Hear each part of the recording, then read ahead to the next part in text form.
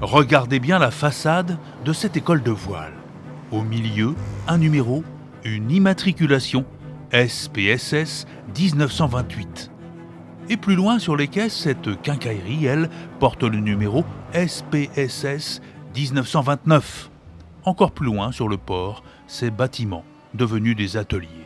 Quel est leur point commun ? C'étaient tous d'anciens entrepôts de ceux qui ont fait la fortune de l'île durant les années 20, l'époque de la prohibition aux États-Unis et au Canada voisin. Seule l'île française était autorisée à importer de l'alcool en Amérique du Nord, et l'archipel de Saint-Pierre-et-Miquelon est devenu, toutes ces années, la base d'un trafic, tout ce qu'il y a de plus légal en France. Pour débarquer les cargaisons d'alcool sur le port, cette cale au pan incliné, encore utilisée aujourd'hui pour la mise au sec des navires, les mêmes quais regorgeaient d'alcool il y a un siècle, et pour stocker des centaines et des centaines de caisses, des entrepôts ont donc été construits, ceux de la Saint-Pierre Slip Store, la SPSS. Cette société locale d'import-export avait été fondée pour faire fructifier le trafic entre les commerçants français, les distilleries canadiennes et les contrebandiers de la mafia américaine.